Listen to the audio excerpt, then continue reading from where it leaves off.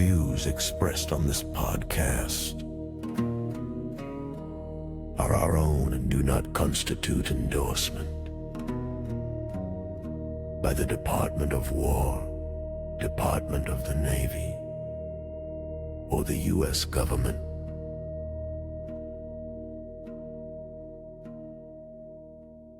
Two dudes talking, nothing profound. Echoes in the void, no answers found. Salty banter, spicy chatter.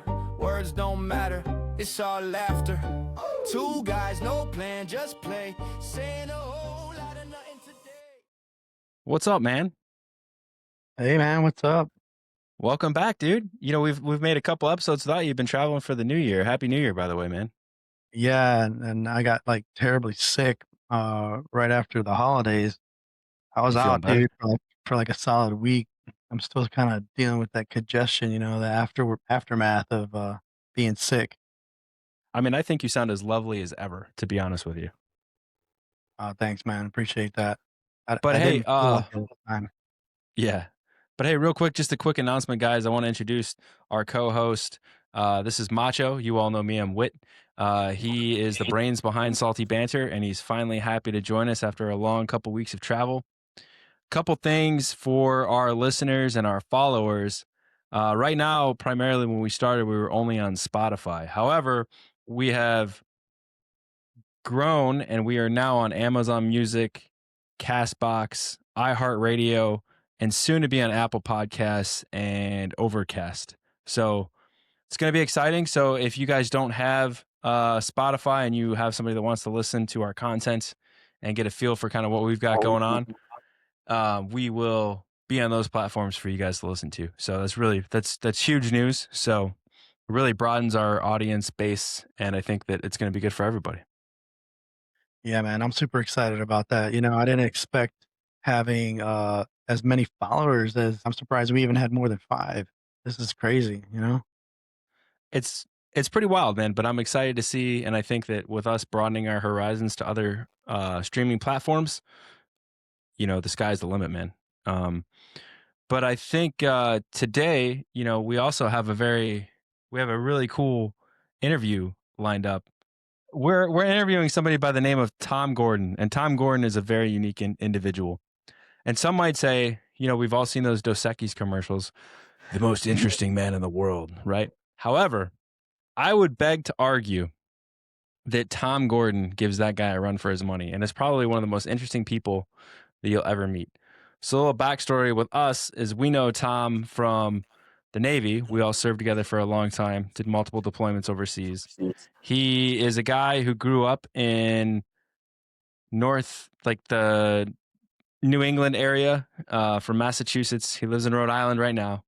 He is currently in the Navy, and he does big things. He's an independent duty corpsman, which we'll get into that later in the interview.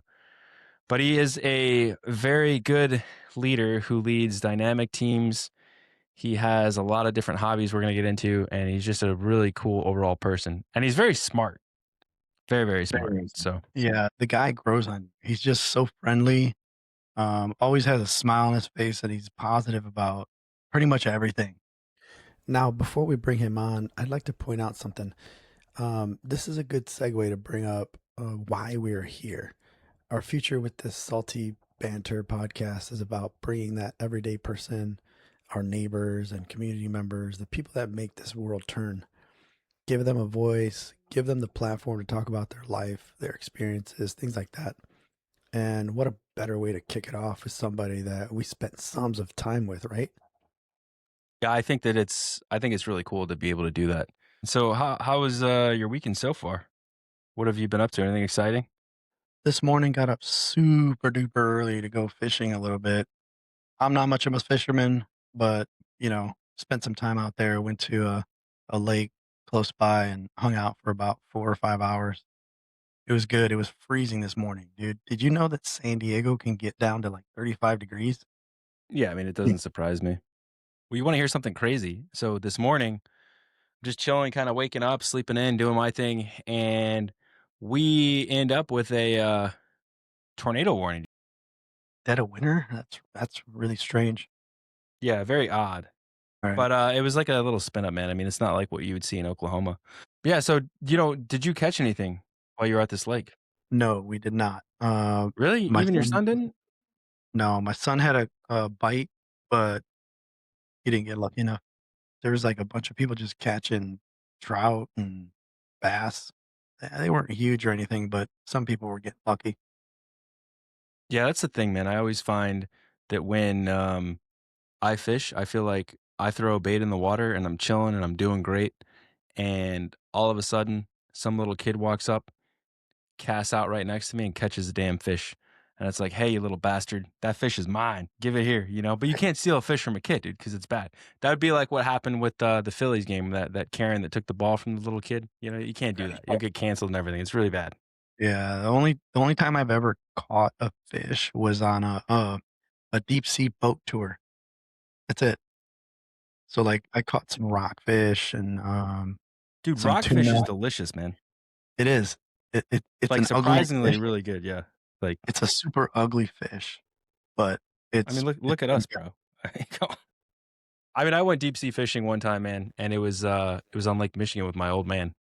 And I remember, I don't know, it was probably 7 or 8. Dude, I got sick as shit. And I was sitting in this boat and I just remember I was just like all over the place, dude. And then I got back and I didn't have sea legs in because I wasn't a sailor at that time. I was a little kid. Uh, but he came back and I was good. Like I took all this meclizine and Dramamine and stuff, and I was feeling great, bro.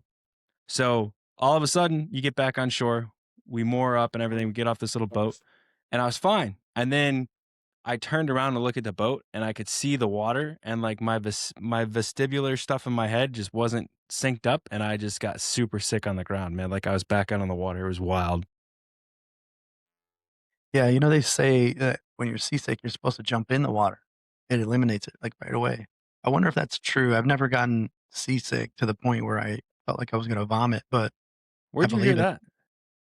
that? I don't know if someone told me that once. Haven't I really was looked told it up. once that if I'm drowning, that I can use my pants as a flotation device. But I've never been told that I could jump in when I'm That seasick and it would cure the seasickness. That's that crazy. that was boot camp, bro. Was it? Yeah, it was boot camp. Oh, I just thought that somebody took advantage of me and I didn't know. Probably the same place. Who knows? Yeah. Yeah, I don't know if it's true or not, but, I did have someone attest that they were seasick, they were on a boat, someone told them to jump in the water, so they jumped in the water and felt fine. I don't know, man. I can't prove that theory. I mean, that's an interesting theory. All right, folks, let's not delay any further. Let's get our guest on here. I'd like to introduce Tom Gordon. Guys, we've got Tom here. Tom, this is our audience, and our audience, this is Tom. So I gave you kind of a brief introduction. And Tom is an amazing old Navy buddy from the Rhode Island area, New England, right? That's kind of what you should call it up there in that part of the world. Yeah, New England. Yep. So how long have you lived up there? Your whole life, or? Yep. I've been up here pretty much. I grew up in Western Massachusetts for the first 18 years of my life. Then I went off to college, Southern Connecticut.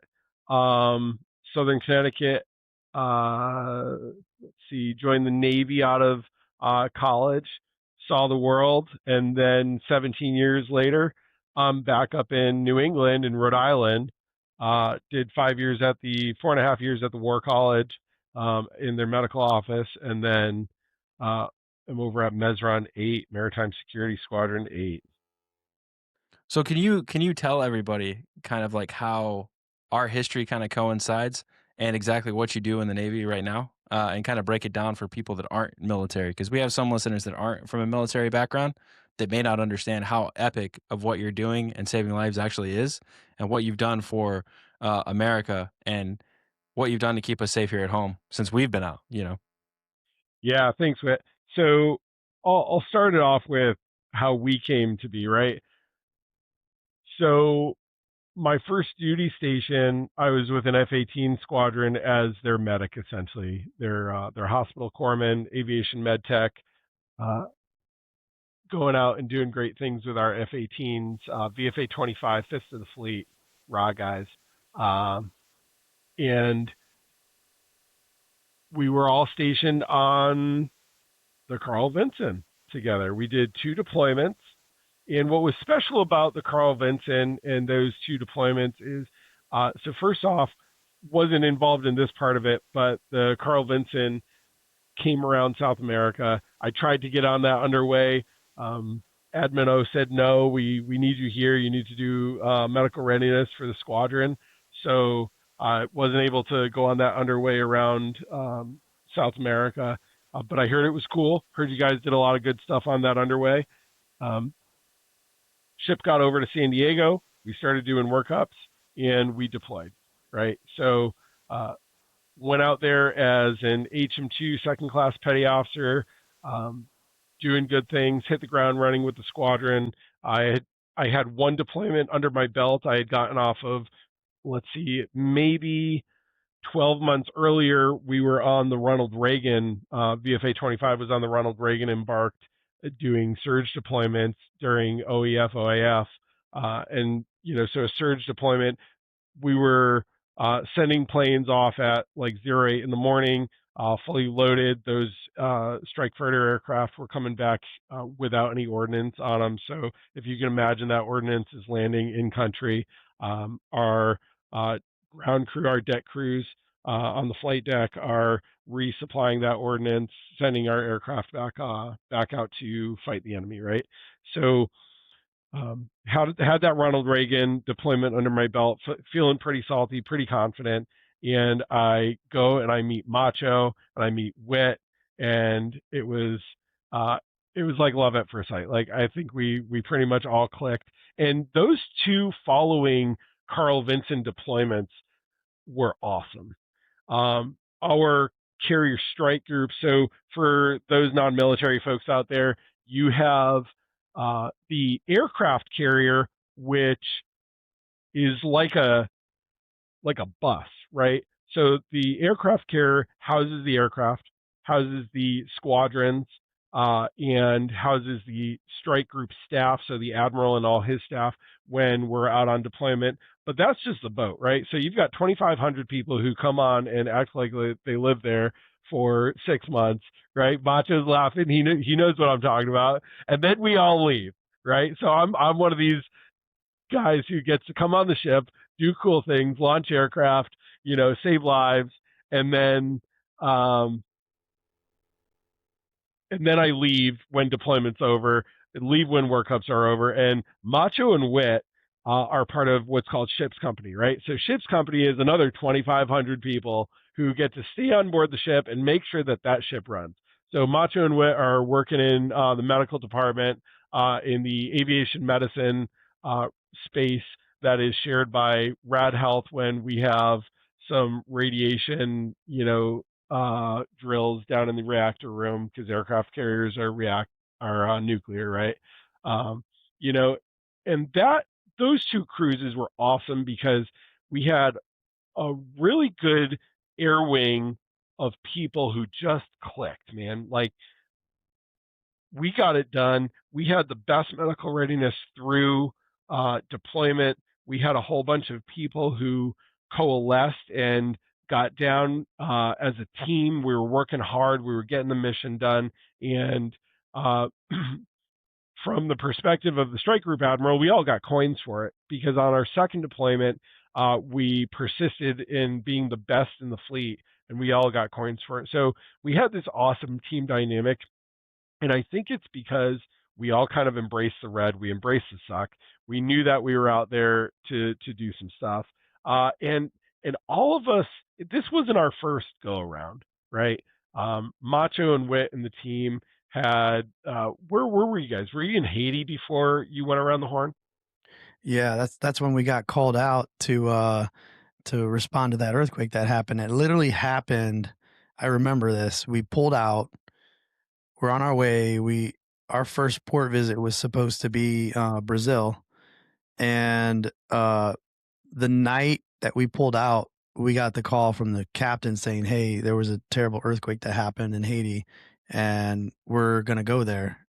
So I think a couple days after that, we pulled into Jacksonville to supply up, with medical supplies, water, food, just stuff for our humanitarian mission. And we stayed for like 2 or 3 days in Jacksonville, and then we headed down. We were the first ship on station, and we were gonna be the primary medical support until the hospital ship arrived. I can't remember if it was the Mercy or the Comfort. I don't even know which one's on the East Coast, but whichever one showed Yeah, up. But they showed up like a month later because that thing like goes like 2 miles an hour on the seas. Plus, they needed supplies and staff to staff it up. But yeah, for sure. yeah, for that was a sure. crazy 3 to 4 weeks that we stayed there. I mean, unbelievable for sure. Yeah. So from you guys had that experience. I know that I had some experiences. I had a couple of really good dudes, not too close of buddies, but like guys that we were working every day together. So, we were a little bit more than just associates and maybe not quite friends, but like I had a couple of guys in the squadron who got injured on that Reagan deployment. And I think we all had this idea of we got to take the job seriously, but we can't take each other too seriously, right? I Yeah. remember getting into some wrestling matches, having some like one-on-ones at the audio booth, and for those of you who don't know what an aircraft carrier medical department looks like this thing is massive when you think about a ship. So the ship is massive to begin with, and then the medical department within. We've got a 2-person audio booth. We've got an office space with like 2 or 3 computers, and then we've got this trauma area right next door that we kind of use as ancillary space. And that was just one office within the medical suite entirely. An aircraft carrier medical suite we've got X-ray, we've got a 2-person trauma room, we've got an operating room. We've got 3 ICU beds, and this is all unclassed information. So for all of those people out there who are like, oh, Tom Gordon's giving out all kinds of information. You can go on and wiki this stuff.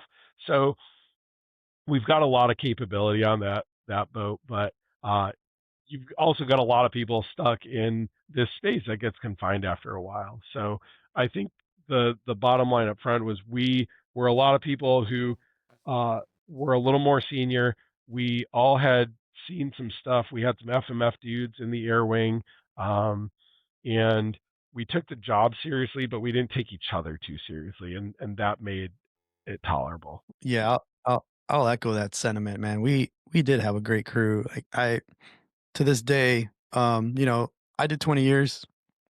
I had a bunch of tours that I ran through in the Navy, from Iraq to multiple ship deployments, all of them being on a carrier. But by far, my favorite time in the Navy was on the Carl Vinson with everyone that I spent it with. I mean, it just floored me because I went into that experience before I showed up with a negative attitude, like I didn't want to go there. But it was inspiring to me to be there because of the people that made it. And you're right, dude. It's not the walls; it's the people that are in it. So Mm. I think we just hustled through every day just to make it home alive. So and everybody else that's still with us, I applaud them for just being the kind of person that they were while they were with us. Yeah, for sure. I think there's and little background on me for everybody out there listening. Um, Ships that I've been on. So started off with Reagan, did 2 on the Vinson, was ship's company, which meant I was ship's crew, not embarked on the Abraham Lincoln most recently. While on the Lincoln, I got sent out to be the dock on the USS Nitsa and the USS Leyte Gulf. So those smaller ships don't have the same dynamic of this um, embarked crew versus ship's company, and it's not uncommon on carriers to have like a little bit of animosity between ship's company and the embarked crew. and especially within aviation medicine, because that's where the embarked medical guys are working. Uh, you know, I think we really made it work well because I've been on carriers. The Reagan we had the situation, and the Lincoln we kind of had some situations where the embarked guys didn't really respect the ship's company guys. They didn't want to help out. They didn't pull their weight necessarily, or the ship's company guys were a little salty about hey, these guys come, they wreck our spaces, they just take over, and then they leave, and we're left with the maintenance, and we still got to do the watertight doors, and all this stuff, right? Nobody gets qualified, so uh, I think that was another element when we talk about coalescing. Um, I remember when you guys had patients that had to come through for PHAs, the air wing guys were doing them right there with you. You know Yeah, what I I mean? remember that. And He, and vice versa. do you You do you know? remember do you remember when our master chief made us do or our senior chief made us do those PHA rodeos, man? And for those people out there, PHA is this just it's stupid asinine annual physical screening that we do to screen folks to make sure they're healthy. I mean, you're looking at a 20-year-old, god damn it, like what the fuck do they need? Right. So They need an with STD check usually. yeah.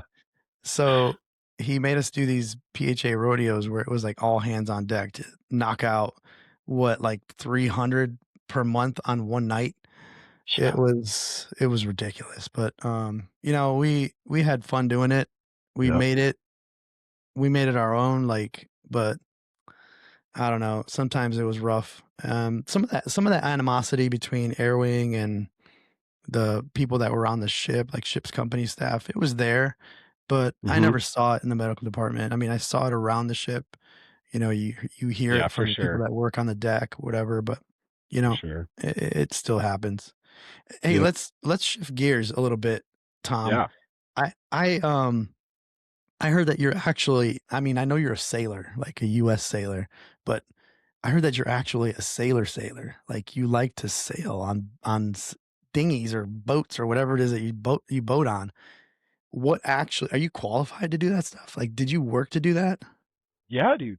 So the spark was made when I was like 15, right? Went to summer camp, went out on this dinghy class sailboat, a Sunfish, 14 foot, one sail, super easy to sail, and the spark was there. Fast forward to I'm down in Pensacola, right, for AVTC school, and for everybody out there who, again, non-military, we go to boot camp, then we go to our primary school to be a corpsman, right, to learn basics of being a corpsman, and then we go to this secondary, the C school, where we get qualified in like a specialty. So aviation medicine was our specialty. Uh, and down in Pensacola, they've got this really cool marina, and you could challenge the test to get sailing qualified, or you can just take a class. And the great part about being in the Navy is you're always by the ocean, right? So usually Lemoore is actually not next to the ocean. Uh, but so got skipper. I'm sorry, mate A qualified is what the Navy at the time called it. And that was pretty much anything under 15 feet or maybe under 20 feet, dinghy class sailboat. So think of a little boat with one or two sails. You can fit maybe two or three or four people in there. Um, and you're restricted to like bay sailing, kind of. Fast forward to the end of one of those deployments, actually. So I think it was the second deployment. I went up, and of course, squadron is leaving, right? So we're throwing deuces, and we stop over in Hawaii. We pick up our Tigers, which is family members who are going to ride the ship back with the crew to kind of get an experience. And I reach out to my admin chief, and I'm like, hey, can I go home on early debt, which is leave in Hawaii 7 days early, and can I over the weekend get qualified on go to the Navy Sailing Center down on Coronado, and can I get qualified to do like 20 to 30 foot boats, right? Man, that is so cool. Like it's mind-boggling that, even like MWR Services provides that Yeah. for Navy folks. Like some of the stuff that they offer is pretty amazing, and a lot of people don't take advantage of it. But Yep. that's pretty awesome that you were actually doing that. Like not even off base, you were doing it on base. It's pretty Yeah. cool. So the program down in Coronado is a U.S. sailing certification. So I can take that cert and I can go to other places, and U.S. sailing is recognized worldwide, which is great. And so fast forward, we're in Rhode Island now, Naval War College, sailing capital of the world at one point, right? Held the World Cup for sailing, the Rolex races, all that stuff. And my daughter goes to school with a kid whose dad has this 36 foot J boat. It's called J110. It's 11 meters. And he's like, well, you know how to sail. Are you interested in racing on Wednesday nights? I'm like, yes, absolutely, 100%. Let's go. So he, we go out, we start racing in May, and I've been doing this for the past like 3 or 4 years. And so my position on the boat is on the bow. So I handle all of the sails on the bow, and that if you watch any videos of a bowman doing their thing, we're getting wet. It's really unsteady. The bow is going up and down like this, and we're re-rigging sails. We're rigging this big old sail that everybody's probably seen called the spinnaker, and that sucker is really it's the sail itself is not heavy, but because it's so large, there's a lot of pressure on the wind. So like we were in this 3-day race this past summer, and I almost went overboard. In fact, I was hanging on the lifelines with my legs hanging over and my head almost in the water, right, and going over because we spun the boat and the wind took the sail way quicker than it normally does, and I went out with the sail, and it was crazy, dude. Yeah. So yeah. So we did a couple overnight sails where we did like 130 miles offshore, which was really awesome as well. Man, sailing, it blows my mind because like sailing really isn't about the wind pushing the boat. It's like more like flying sideways, right? Mm-hmm. So what's your favorite part about sailing? Like the point of sail. Like I hear that the best point of sailing is when you're at beam reach, which is like, I don't know, Whit, if you know these terms, but beam reach is when you are going basically perpendicular from the wind. Mm-hmm. Like I heard that that's like the pinnacle. Is that true? Yeah, so that's where you get all the cool camera shots. You know what I mean? Okay. So because the wind is coming perpendicular to the boat is what's called heeled over. So the boat heels over. You're at this angle. It's super cool. I think the best angle of sail, I don't know, man. Like I've gone pretty stinking fast in a boat, going leeward, so going with the wind, downwind. And we pick up some serious speed. You've got the spinnaker out. You're doing that. That's pretty stinking cool. Is that called running? Yeah, running. Basically, running with I the wind. studied this stuff, man. I didn't know anything about sailing before this Yeah, interview. yeah. I love it. Studied. So this picture behind me, I know this is going to be mostly audio, but if you throw some shots online, there's a picture behind me, and that's from race weekend this past year. We came in second place in our class, and it was pretty awesome.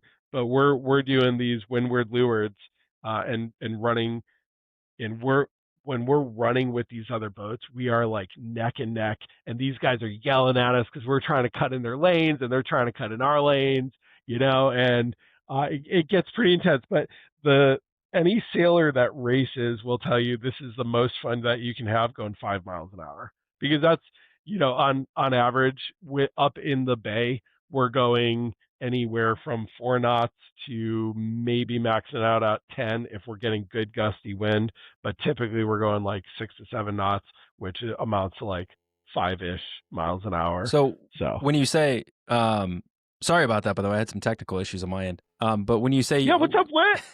welcome back.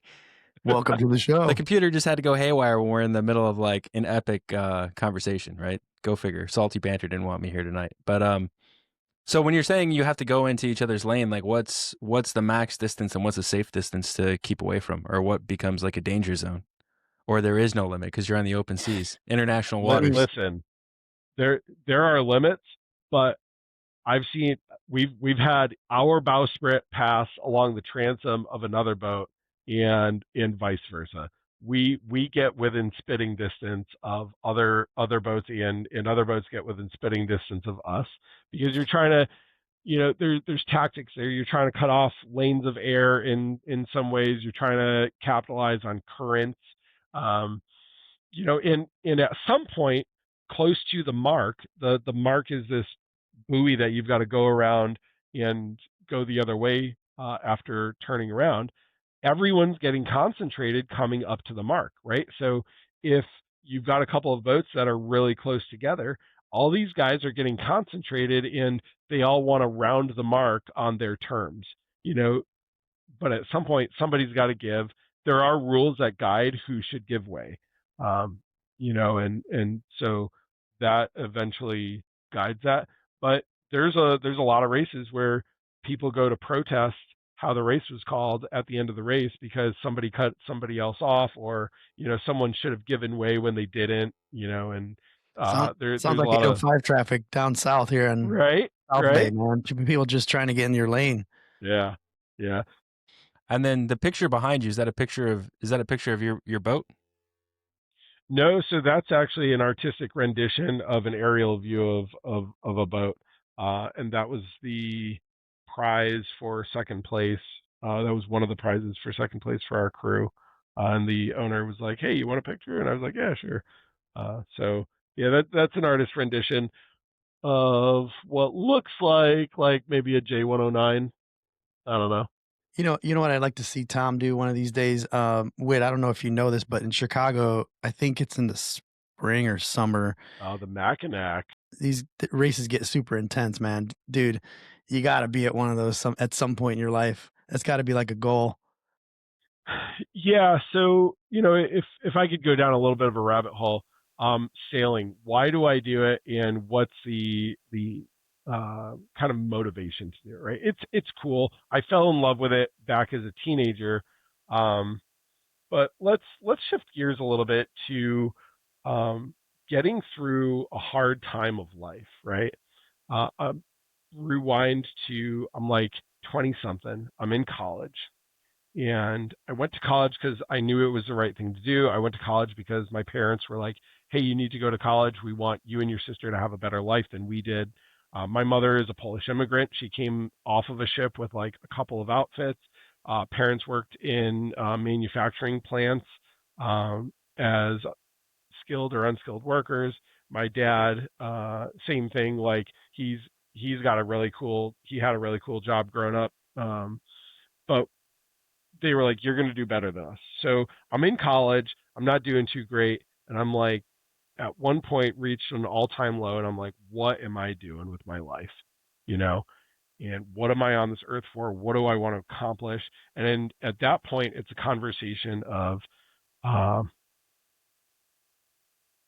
me, not what my parents want, not, am I going to graduate because it's going to be financially whatever. It's me. And I made a decision that the thing that was going to get me through that low point in life was I want to circumnavigate an ocean someday on my own terms, right? I want to sail an ocean in a sailing vessel, not a motorboat, not a Navy ship, in a sailing vessel, right? So, and I'm moving in that direction. Where I race, we're going down in February to British Virgin Islands. We're doing this thing called a bareboat charter. So a bareboat charter is where we rent a 50-foot boat. It's going to be a catamaran. We've got 4 families going down. We're all sailors. And we're going to have a great time in the British Virgin Islands, but there's no captain, there's no crew. We are the crew. We rent the boat, and we take it out for a week. We're going to island hop. We're going to do that stuff. And so I'm moving in that direction of the goal overall. but that's where really, Macho, when you asked the question, hey, how'd you get into sailing, yada yada yada, that was when I got serious about sailing. It was because of that.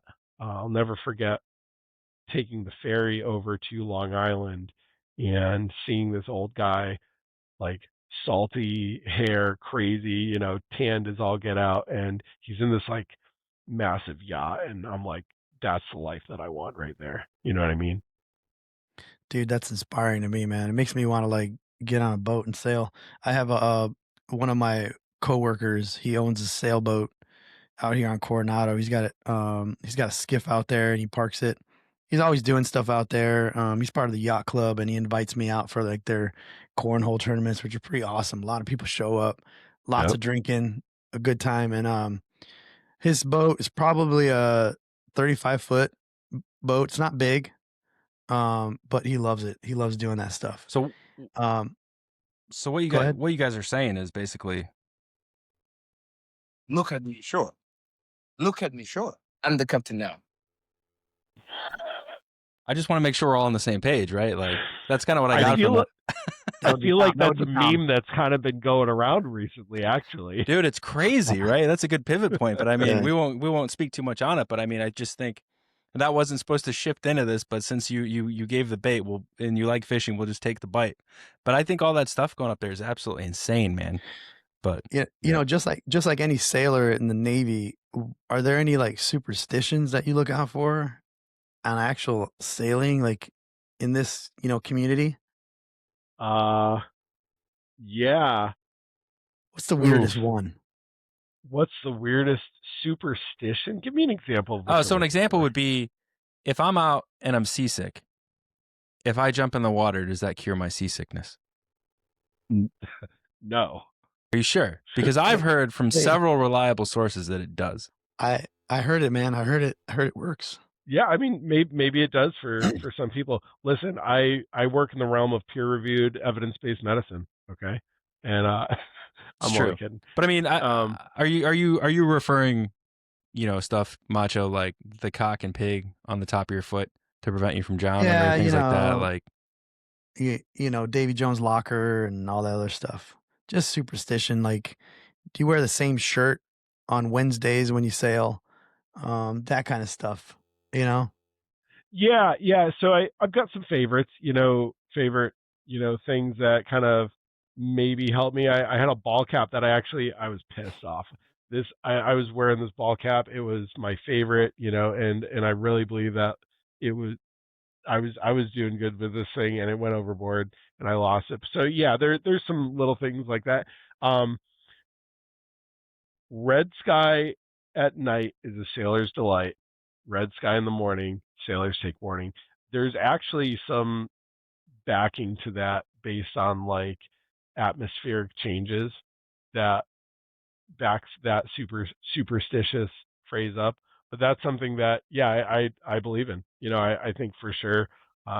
Is it an absolute every time? No, but so when you're out there and you're looking at these atmospheric changes and all that stuff, especially now, we're in primarily a digital world. Are you using like an old school sextant, or are you using digital compasses and stuff to navigate around where you're at in the bay and out in the ocean? Yeah, great question. A little bit of both, honestly. So a compass, whether it's digital or analog, is by far going to be one of your primary instruments that you're using. Okay, so I'm going to paint a picture for you. You're out far enough such that you cannot see land. Okay, in the middle of the night, what is around you? Darkness. Okay. And so you switch your headlamp on and you look up and you see your sail, you see the orientation of your sail, you make sure that your boat is oriented appropriately on deck, and then you shut your headlamp off. And the only thing that you see beyond that is if you've got a chart plotter in front of you, your chart plotter is on. But if you don't have a chart plotter on, and honestly, the chart plotter is like sometimes useless, is your compass. Okay. And whether you're using paper maps or digital maps, you've charted yourself a course So you know that your compass heading is what you've got to go on. And you're on watch for 2 to 4 hours, and you're in this darkness, and all you're looking at is your compass heading, making sure that you're going in the right direction within 5 to 10 degrees. Because if you move 10 degrees, on a destroyer, yeah, you're moving in a different direction, but nothing's going to happen, right? It's a motorized boat, like or ship, you're going to change direction. If you move 10 degrees in the wrong direction on a sailboat, that boom is coming across. And if there's somebody in the way, that boom is coming across and maybe going overboard and maybe knocking them down to the deck, right? So 5, 10, 15 degrees is kind of a big deal depending on your angle of sail, as Macho said, right? Yeah, man, that's interesting. It's almost like instrument flying on a plane, but you Yep. got to have some experience when you're doing that. That's crazy. Yeah. So we're looking at lots of things. Again, the compass is your primary. You've got chart plotters. You've got paper charts. You're looking at tides and currents. The current coming out of Long Island Sound is crazy. That sucker gets going like none other, and that can really influence where you go, even when you're not intending on going in a certain direction, because the current will push the boat sideways. That's those are some things you got to worry about, anticipate, and then take your bearings, use a chart plotter. But no, we're not really using a sextant. A sextant is only good to use in the morning and in the evening, um, but it's pretty damn accurate. Read an article about some guys who did um, they shipped a boat, they moved a boat from like let's just say New England somewhere down to Florida, and two of the guys on the boat used a sextant, two of the guys on the boat used electronic navigation. They were within 300 yards of their bearing when they verified the sextant location versus the GPS location. I mean, how crazy is that? That's pretty wild, man. Yep. So, as far as like, I know you gave us sort of a reason why you got into it, and you kind of like laid it out what your goal is. Would you think that you are kind of drawn to it more because of it's exercise for you, or it's a problem solving thing for you, or is it an escape for you? No, man. All of the above, right? All of the above. Um, I love it, one, because you're sailing is something that is entirely dependent on what you do, right? You've got to master the wind. You've got to master the ocean. The way your boat moves is dependent on so many factors. And I love solving problems. I work in medicine because I love solving problems. I work in primary care, and primary care is about, like, maybe not even solving problems, but getting to a point where you've narrowed down the outcomes in your differential diagnoses, right? So when we're out sailing, it's physically stimulating. I'm 40 years old on the bow of this boat, and it's pseudo athletic, right? There's periods where I'm not moving at all. I'm sitting on the edge of the boat while the boat is healing, but it's when you're pulling that sail up or dousing a spinnaker, that's a cardio, that's high intensity interval cardio workout right there, because those sails are huge, they're heavy sometimes, and it's intense because when you're racing, your team is relying on you to get it right the first time, right? So we sail on Wednesday nights, and that's kind of practice. When we do these regattas, like Safe Harbor Regatta, um, you've got to get it right the first time. Your whole team has to get it right the first time. So a sailboat is dependent on the guy at the bow, the person in the pit, the person who's trimming the sail, the person who's on helm. You're all moving, as one. Macho, and Wit, you've got a lot of time on the aircraft carrier flight deck. And Macho, you told me something a long time ago that like has resonated with me throughout. when I was doing one of my flight deck fams with you, you were like, Tom, this thing is like a ballet, right? Everyone's got to get it right, or something bad is going to happen on that flight deck. It's just like a ballet. One of the ballet dancers jacks up on stage, and like there's a potential for chaos for that whole, crew of ballet dancers to go down, and the same things going on a sailboat. So it's mentally stimulating for me because it's a lot of problem solving. It's physically stimulating. It's fun. Sometimes I'm in my empty box when we're just going, and it's like you're looking at the compass. I'm kind of in a little bit of an empty space. Maybe at some point during this interview, we'll have some time for introspection, self-reflection. I think those things are super valuable. I keep those in high esteem and value self-reflection in a big way. And again, when you're the master of that sailboat, when you're the one who's ultimately responsible for how that boat is maneuvered in the ocean, you are forced to look at yourself and say, okay, this didn't go right. What did I do wrong? Right? What did I do that needs to be adjusted? And especially, so the solo twin deal where it's me and this one other guy 130 miles offshore or whatever, in this boat, there's no one else to blame. You blame the wind. You can't control the wind. You can blame the ocean. You can't control the ocean, right? So It's interesting how you say that, because it's like, we all have our own hobbies, and like I assimilate that exactly to golf. Like that's how I feel. Like you can only look at yourself because you're the only one making that mistake. yep. So I mean, it's pretty interesting that these hobbies and these interests that we have sort of like they go back to you in the biggest way. Like we look at ourselves and wonder, am I good enough to do this? Like Yeah. as anything in life. But sailing, man, God, I don't know. I'd love to try it one day. I'm not sure if I'd be the biggest fan or even the best at it, but it's fucking interesting, to say the least. Like I don't want to be the one getting hit by that boom as it's coming across, but it seems like it would be a lot of fun, at least to try it once, for sure. Yeah. I mean, you got to keep your head on the swivel, right? We've all that. Each one of us on this podcast has heard that before, and probably a lot more people than you think out in the civilian sector maybe heard that as well.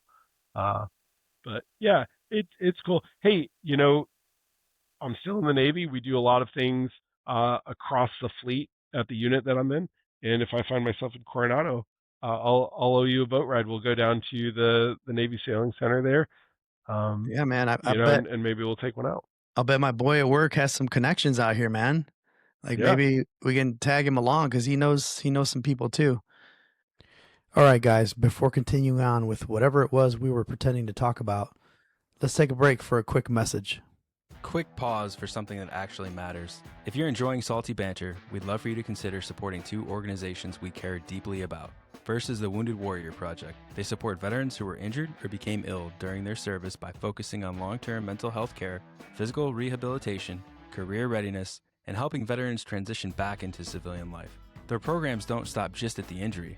They help veterans build stability, purpose, and a future long after the uniform comes off. We also support the C4 Foundation, which works directly with veterans, first responders, and their families to promote physical, mental, and emotional wellness.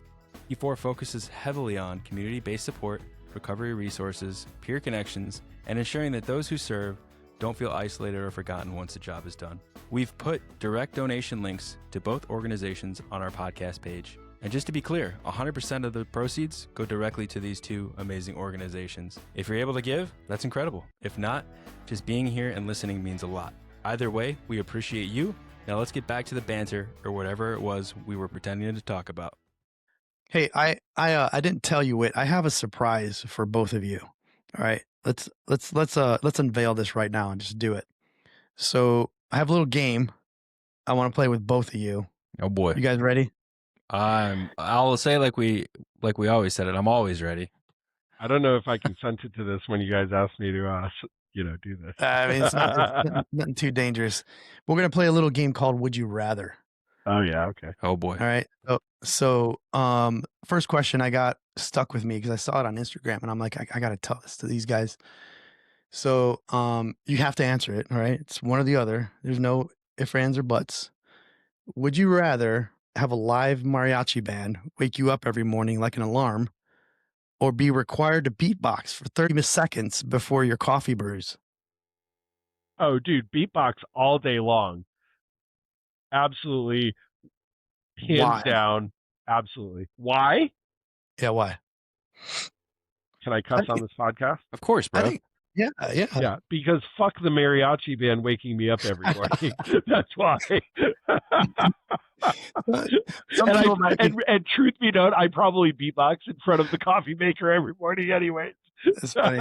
I mean, think about it. Every once in a while, it'd be great to wake up to a live band and I'm gonna have to go with the beatbox myself, man. I think that it's a lot more versatile, and doors are expensive, man. And with all these ice raids going on right now, I don't want ice to kick down my door when they hear them in my house. I'm just saying.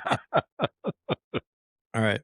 All these are G-rated, man. So nothing X-rated here, except for the last one. The last one is X-rated. All right. Would you rather burn the roof of your mouth every time you eat a slice of pizza, or bite your cheek once a week for life? Burn the roof of my mouth every time I eat a slice of pizza. Probably bite. Oh, that's interesting. I'd probably bite the cheek, man. Those burns are pretty rough and they take a while to heal. Yeah, I'd have to take the cheek biting because I want to enjoy that pizza, man. Pizza is one of my favorite. Like, it's a delicacy to me.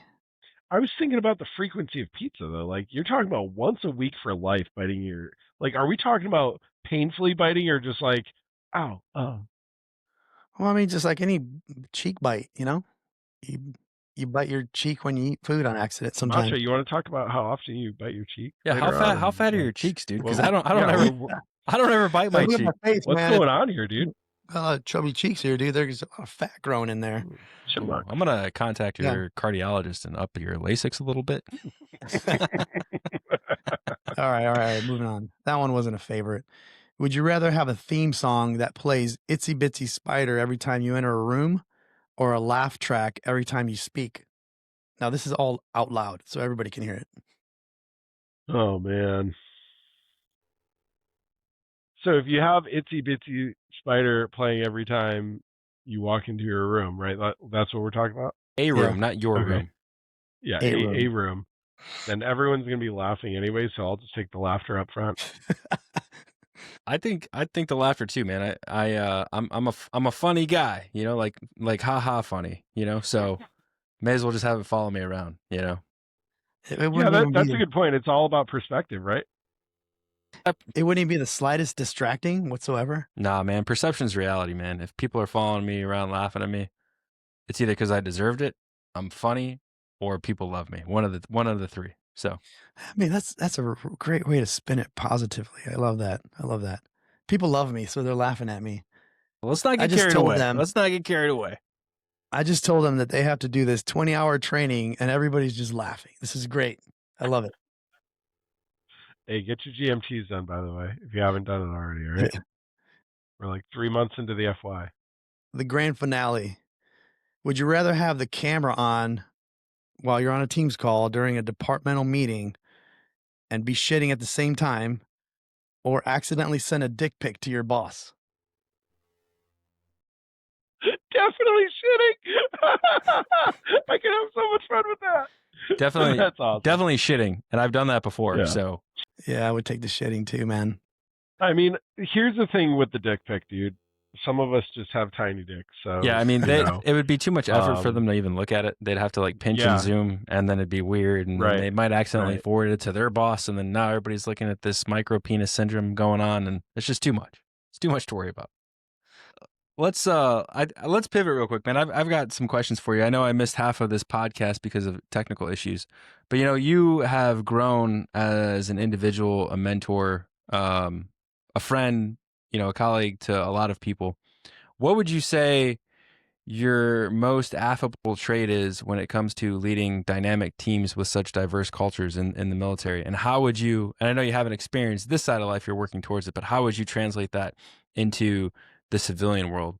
And then the caveat, the second question to that would be, is for our listeners who don't have a military background, what can you share with them to make them better leaders and better colleagues and better coworkers and better team members across the board? So to answer this question, I'm going to endorse, and I'm not being paid for this, by the way. I'm going to endorse a book called Radical Candor. Right. What was it? You said radical care? Radical Candor. Oh, candor. So, got you. And so it's an important thing to kind of lead off with, because in Radical Candor, you have different quadrants. And so if we're leading people, if we're leading teams, your people, whether they're civilians or not, want you to, one, be real, and two, they probably want you to lead, right? And so let's unpack what it means to lead a little bit. Leading is the process of inspiring your team to achieve an outcome. Okay. So let's unpack the idea of success. What is success? Success is the achievement of a goal. Okay. So we've got a thing that we need to do. We've got a team that needs to do the thing. And sometimes that thing that we need to do is going to suck. Sometimes it's going to be repetitive. Sometimes it's going to be, and this is something that we do in the Navy. This is something I'm sure my dad did in the manufacturing industry, was just repetition. It's 1500. We're about to walk off the brow, and you get a radio call from SUPO that says, hey, medical has a pallet in Hangar Bay 3, and we need a working party up here. And you got to look at your team and say, hey, guys, I know that, it's time to go home, but we've got this thing that we need to do, and we need people to do it. And so how are you going to inspire those people? One, you're going to do it with them, regardless of your position, right? You're going to look at those people and say, hey, I'm going to be there right next to you. I'm getting sweaty, embracing the suck, staying late, telling my wife and kids that, hey, I'm not going to make dinner tonight because we've got to do a thing, right? And the difference between military and civilian is, at the end of the day, if you stay late at work, you've got to put in for overtime, and that may or may not get, but there's always going to be a hard thing to do, right? So those few elements that I talked about are super meaningful to me. As a leader, you must inspire. How do you inspire? The thing, and this thing kind of resonated with me as I filled out the questionnaire that you guys sent me, and I thought to myself, man, what kind of inspires me? And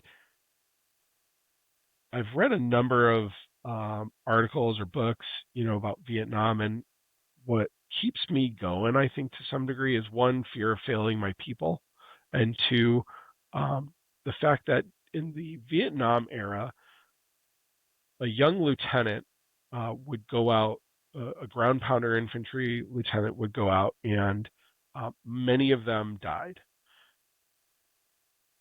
But if you hear the accounts of their enlisted men who followed them, it was the inspiration of seeing a lieutenant who knew the probability of dying look up over the ridge and say, I need to get my guys either past this line or to the next line or to the next achievement, and somebody's got to look over to see where the fire is coming from. Somebody's got to lead these troops. So, that inspires me. That gets me freaking emotional, because that takes some damn courage, So I asked, I went through. I'm a Navy chief, and for those of you out there who don't know what that means we are the kind of middle space. We are senior NCOs, senior non-commissioned officers within the Navy, and we bridge the gap between our junior enlisted and our officer community. We're there to train officers, and so when I was going through CPO season, which is like the initiation indoctrination season, that's about 6 to 7 weeks for new chiefs. when I was going through there, I called up one of my mentors and I was like, hey, what does it mean to lead? Right? That's a crazy question. What does it mean to lead? You can ask, I wonder, so Whit, you're a parent, right? Hey, Hey, man. dude, what does it mean? What does it mean to lead as a parent? I think leading as a parent, I think that my job as a dad is to shield my children from all the evil and the bad things that are out in the world and try to be the person that I want them to be and kind of be that inspiration for them to do things, right? Like we all struggle with different things, but I think choosing your heart and showing them that, if we work together as a family or do certain things, or if I miss events and stuff like that, it's because, well, I bought this house for us, or it's so you Yeah. can play sports and be a better person and be part of team oriented things. Yep. So do you think your boys are watching you? Oh, absolutely. Do I 100%. fuck it up a lot? Probably. I think we Yep. all do. Yep. Sometimes I want peace and quiet, but they love to talk, man. Yeah. They love to talk. And they love to talk because they love you, right? And but the takeaway there is people watch you. People watch you whether you're a peer, they watch you whether you're their leader, they watch you when you're a subordinate, right? Our bosses watch us, but we watch our bosses too. And anybody who's honest with themselves looks at the boss and says, well, I'm going to do what the boss is doing because the boss represents success, or the boss is doing this, so it gives me the excuse to do it, right? So, yeah, to kind of loop back around, and I feel like you had a bunch of questions in there, and if I missed one, I apologize. But I really think about, being a person who inspires others to to be successful, and then how do we understand success? How do we break these things down so that we have small problems that we can attack, and those small problems ultimately solve whatever the big problem is, right? No, I think you answered it really well. And another talking point to you is, you say people are always watching, right? And we go back to perception is reality. And we both work in the medical field, and I see civilian medicine every day. And I will tell Yeah. you that there are so many people in these hospitals that I go to that are not good human beings, man. And they treat patients like crap, and they don't want to be there. And they voice it, man. It's not like Yeah. it's not, They don't even hide that, they man. don't even care, dude. And they treat you like crap. So the thing is, when you Yep. go in and you take care of a patient like I do every day, I'm like, hey, what's going on, Mr. Smith?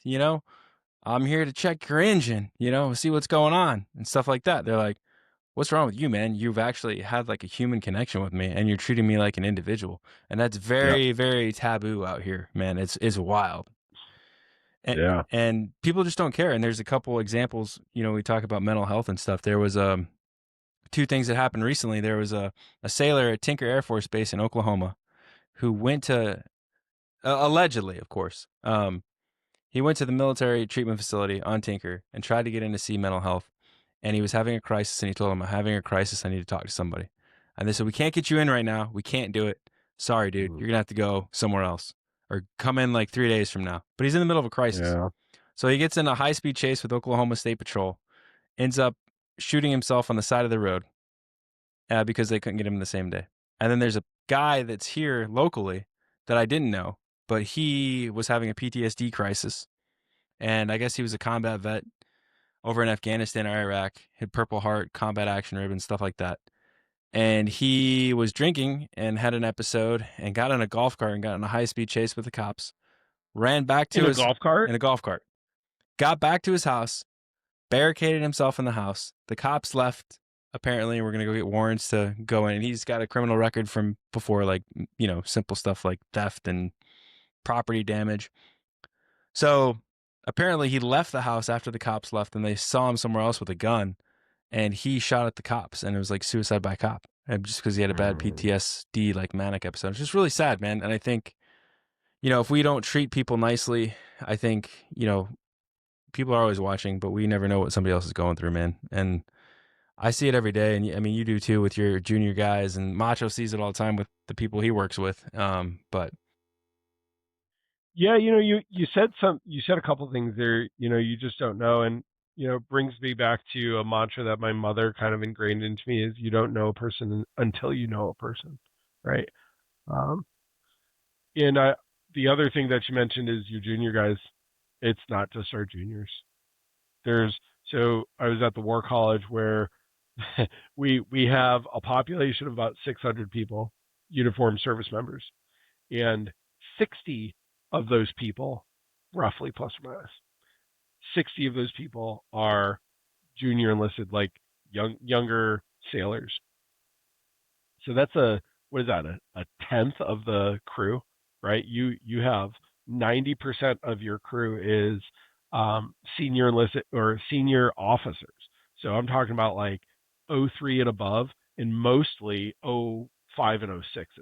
Okay, and I'll tell you right now, there's there were probably 5 to 10 of those guys that came into my office and um, had crisis, you know, who have the burden of leadership and that they also have a wife at home who's got maybe a chronic illness or who has some depressive type symptoms.